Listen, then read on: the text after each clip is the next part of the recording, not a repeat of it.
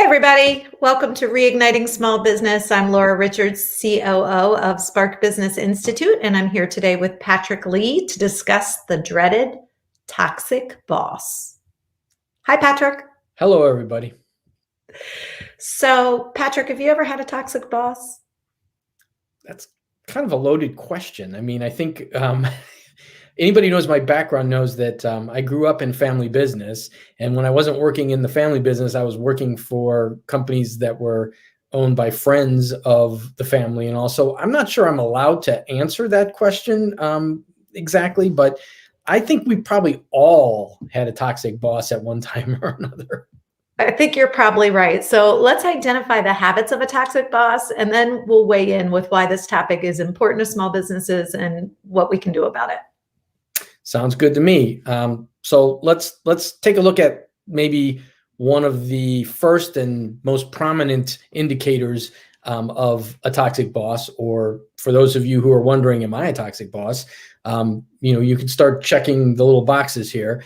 But a toxic boss frequently will set completely unrealistic expectations for goals and performance. Right? They will put out there that we're going to accomplish this craziness over here, and it will frequently lead to folks realizing either right away or early on that's unattainable. We're never going to hit that, and that means that folks are demoralized. They're going to back away from striving for anything, and they're going to say, well, we're not going to hit that anyway. I'll settle into my pace, and that pace may not be what the organization really wants, right? And I would also say, you look at a good boss, right? A good boss will set the bar high, will set a stretch goal, but it's one that they know, okay, if we really do this well, that's actually within the realm of possibility. And that can get folks motivated to strive for it. Like, okay, we are close, or this is doable. Let's go. Yeah, especially if they're supported along the way, which a good boss is going to build that in, we hope. Yeah, another thing that toxic bosses do often is they call all the shots. So everything comes out their way. And when things don't come out their way, they don't really know how to handle the problem without creating more problems, whether it's, infighting and dividing people or pitting people against one another. Toxic bosses often are only pleased with the outcome when it's the outcome they were seeking. Yep. And that leads right into another one of those traits, which is that deflecting of responsibility and casting blame, right? That the buck doesn't stop here. The buck stops somewhere down there with all you riffraff, right? And if things aren't going real well, we're going to actually identify very specifically, oh, you're the riffraff that's causing all this trouble. Remember that ego piece that all entrepreneurs have. It can be difficult sometimes to recognize when my need to protect my ego is stopping me from exhibiting good leadership, right? Because a toxic boss protects themselves at all costs, whereas a good leader will often put their ego aside, admit when they make a mistake, own it, right? And sometimes being self-deprecating and admitting to prior mistakes as a way to say, hey, everybody, let's not worry about what just happened. I've made way worse mistakes before. Let's just move on from this. But we can learn from it. And we can also learn from a lot of the mistakes that I've made before. A good boss will offer that up because people are going to respect it. Okay, you're human, right? We see that you recognize what it's like down here in the trenches. We respect that. Absolutely. And that creates trust. If you're willing to show me you make mistakes, I'm willing to make them too and tell you about them versus hiding them. Yep. So the other thing about toxic bosses is they just get their energy by wielding power over others. But the interesting thing is they may not be like that as parents, as spouses, and in their, regular everyday life. But when they get into the workplace, they become sneaky and manipulative, and they try and dominate other people. And really the bottom line goal is they just want to wield that power.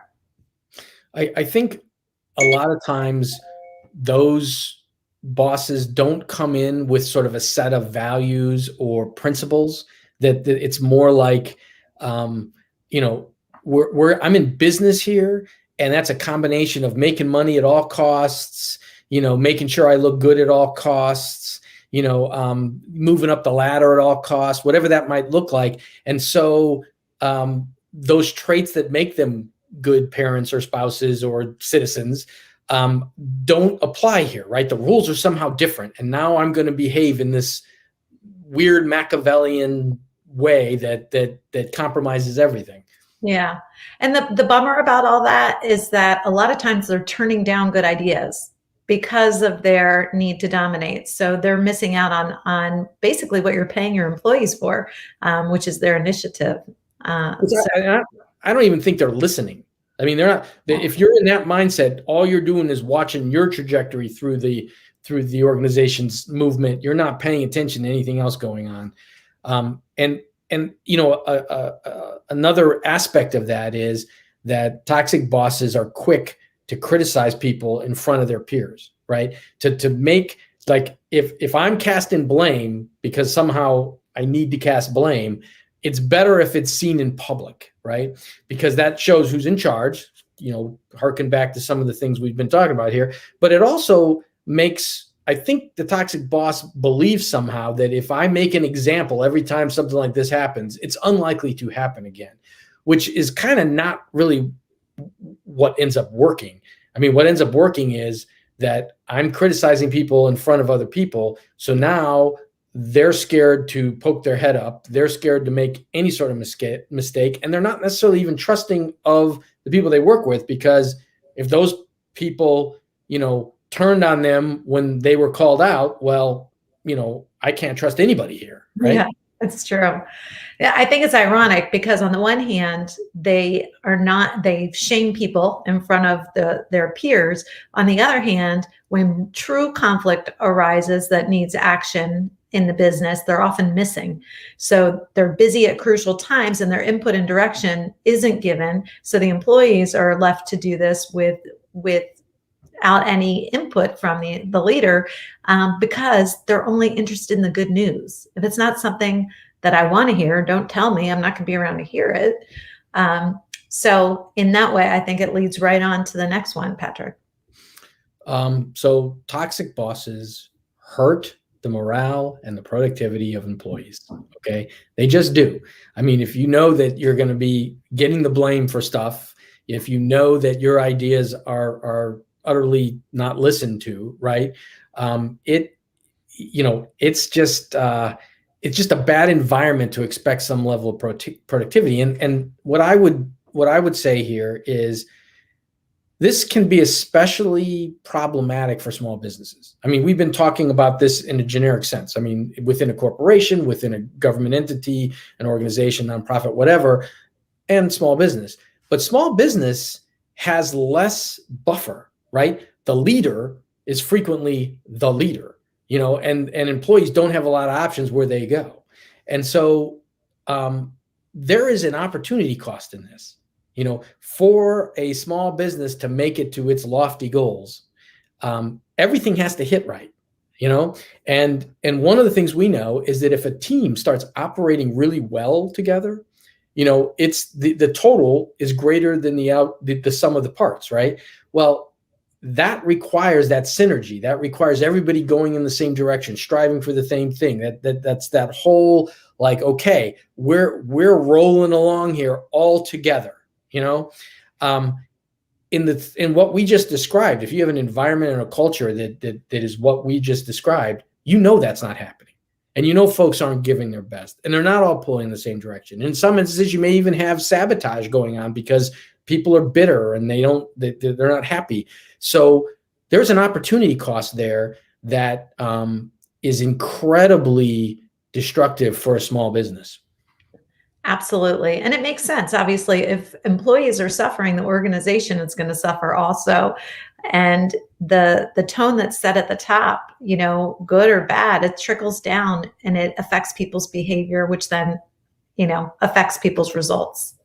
Absolutely. And so to put some hard sort of numbers to this concept here, Jim Clifton, who is the CEO of the Gallup organization, found that 60% of employees working for the US federal government are miserable. Now, it's not because of low pay or poor workplace benefits or insufficient, vacation days or, any of these things that we would tend to guess at, right? It's because they have bad bosses. Okay. And when I saw this stat, I laughed to myself because I have quite a few government clients. And one of the refrains that I hear a lot is, yeah, well, the workplace boss for this particular project is awful, just awful. But we work around them and we still manage to complete the mission, right?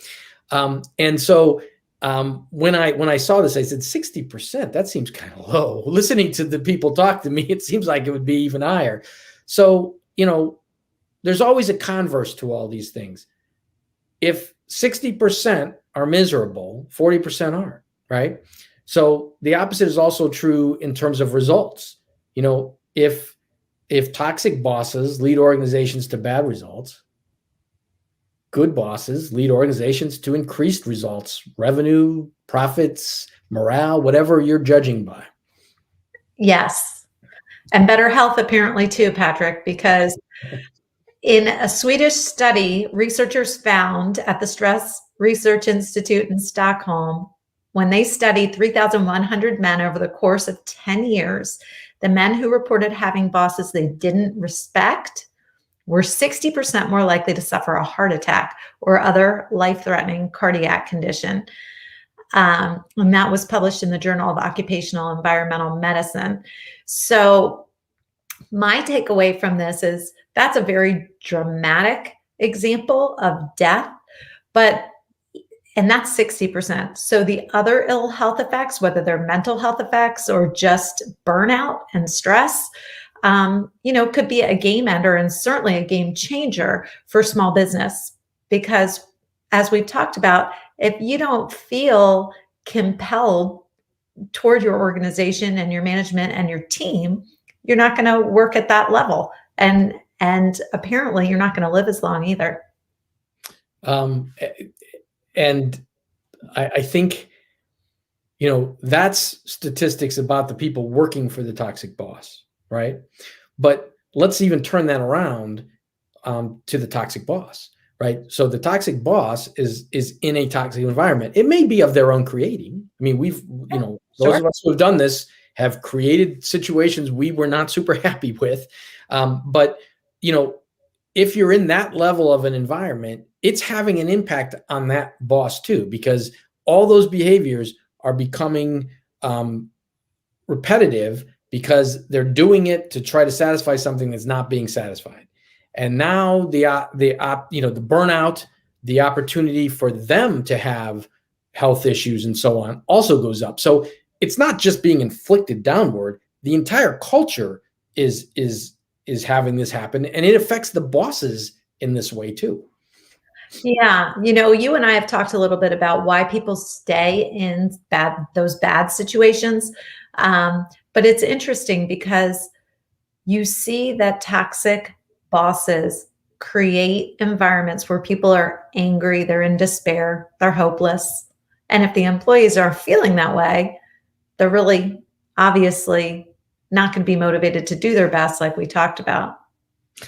Yeah, I had a client that I think fit into this pretty well, and this client was fairly successful. I mean, they had a large company, and by large I mean they were doing upward close to $10 million of revenue, and they probably had I don't know, a little less than 100 employees, and there was success there, but it was really difficult to maintain that success and to maintain a upward movement, because this particular owner, being on stage was almost more important than anything else. So the employees would get incredibly frustrated because the concerns that they had, the concerns the client had, all those concerns would always come secondary to this particular owner's need to be on stage, be the one who solves everything, be the genius behind the whole thing, and so there was a lot of stuff that was just frustrating. Like some particular thing was working really well and it was just flowing along, but it hadn't been that boss's idea, right? Well, at some point that's got to come down, because if it wasn't the boss's idea, we can't succeed on somebody else's idea. We got to succeed on this boss's idea. So it would lead to things that were working getting scrapped for no reason. I mean, and this particular owner would put forward reasons, but everybody knew that doesn't make any sense. This is working, right? And so, that would go on and on. So there was high turnover, there was constant morale problems. There was lots of meetings that had no purpose other than this person occupying the stage. And so there was a level of intense frustration, which could lead to a level of turnover. Well, this particular owner had overcome a lot of these toxic behaviors as a boss. I think realizing early on that turnover wasn't good and all by overpaying, right? So you ask, why do people stay? In this instance, they were staying because literally their resumes weren't going to allow them to go somewhere else and make this kind of money. So now you have people who are feeling trapped, which is even almost worse, right? Because if you can exit a toxic environment, there's an answer for you. But if you feel permanently trapped in that toxic environment, that isn't doing you any favors as an owner and as an employee sitting there. It's only going to lead to worse and worse outcomes. Well, and ultimately, a few employees did leave, right? Ultimately. Well, ultimately, there were employees who left. There were just situations that required employees to leave, and they, almost to a person, they report that they had no idea how bad it had been for them until they were free of it. And then the proverbial, off your shoulders and like, oh my gosh, the world feels like a completely different place from this perspective. And it's interesting because, culture trumps individuals. We've talked about this before. So even folks who complain about environments may stay in that environment, but just because of, culture tends to conform people to it. Folks don't like change, which we talked about before. So you may not even know how mired you are in a situation that is not optimal until you're free of it and you look back. I mean, how often have any of us done that, where we've just kept doing something and then we realize when it's over, why did I allow that to continue as long as I did? Yeah. And that leads exactly right into my next point, which is really no rewards program or benefits or anything can compensate for a toxic boss if you know the price you're paying. And sometimes you don't figure that out until you're gone, to your point, Patrick. In terms of, economics across the board, bad bosses end up costing their employers tens of millions of dollars a year in monetary damages and lawsuit settlements. So it's definitely something, from small business all the way up that we need to be aware of and address. So there are quite a few studies out there that show a strong correlation between employee engagement, customer satisfaction, and therefore revenue trajectory, right? And so we picked one out here. There's one Harvard Business Review study from about 15 years ago. The authors identified the employee customer profit chain at Sears, okay? And in Sears' case, when employee satisfaction improved by just 5%, customer satisfaction improved by 1.3%, which led to a 0.05% improvement in revenue. Now, you may say, okay, that doesn't sound that significant. But for $50 billion Sears revenue, that came to an extra $250 million in sales revenue. And it's not so much the importance of that level of money one way or the other. It's the correlation between those three things, right? There's a direct correlation of employee satisfaction to customer satisfaction to improved revenue. So if you're looking, well, why would I do this? What good does it do? Well, it specifically does affect the things that you are supposedly in business to accomplish. Yep. I think that's exactly right. So, is being a skilled boss something that we can learn, Patrick? And if so, what steps do we need to take to learn it?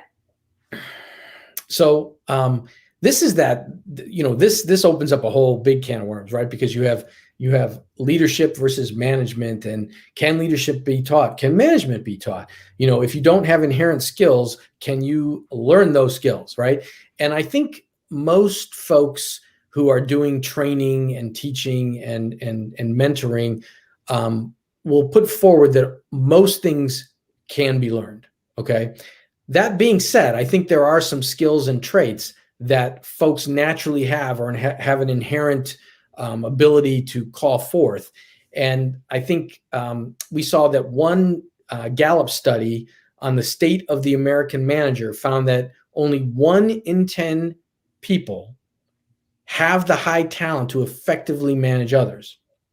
Another 2 in 10 have functioning managerial talent. So best case scenario, 3 out of 10 are entering this field with some level of competency, with only maybe 1 out of 10 having that level that you think could become transcendent, right? So the identification of those folks, the training up of those folks, the opportunity of those folks, that puts a lot of focus on doing this well. So I think according to Gallup, the mix of traits that they were looking at that, helps, gives you what it takes to manage others effectively were, the ability to be a motivator, a certain level of assertiveness without threatening, ability to hold folks accountable along with being accountable yourself, ability to work relationships, strengthen them, nurture them, and the ability to make decisions, right? The ability to actually make decisions. So when you take those 5 things and you're saying, okay, at best, 3 out of 10 people have some level of that inherent, it's going to be a lot easier to identify them, mentor them, train them up than to take somebody who has none of that and try to put them in a management position. And I think a lot of problems we've seen over the years is that concept of seniority and the concept of success in something like sales or technical means you move up the ladder to management, and you never had the skills for that, right? And so now you start taking it from the other side. People are saying 60% of bosses are bad, whatever. Well, 60, I don't know what percent, but some percent of those people in those positions probably should have never been put in those positions to begin with. Well, and talk about business owners. Hello, we all kind of start out as technicians and we're good at this thing. So we decide to create a business out of it. And all of a sudden we're managers. Well, we might not have been good managers to have started out. And maybe if we knew how hard it was going to be, we might not have even started to do it. So how do you know if you're a good boss or a toxic boss? There is a quick and easy test to see where you fall if you're brave enough to ask yourself, do people want to work for you? And if you can't answer that with a resounding and honest yes, maybe you can work with someone to improve upon your leadership and management skill set. Yeah, because like we set up in the beginning, we've all done 1 or 2 or a few of these before. So, we can point and say that toxic boss, but we've all done these mistakes. I mean, I remember mine, I had apparently no filter for saying in front of my staff negative things about folks I was working with, right? Whether it was a partner or whether it was a customer or whatever that I was just frustrated with, and I would say it out loud with staff around. Bad. So I don't think we should all be like, oh my gosh, am I toxic and do I need to be defensive? I think this is a salvo into check yourself first before you start worrying about what else is going on here. And I would say to that as well, it's never bad to sit down with your employees and talk to them about what their experience is, because it's opening a dialogue and getting that kind of feedback is always a great place to start and start listening. Indeed. So thanks everybody for tuning in today. We'll be back next week, and between now and then, take care. Bye, everybody.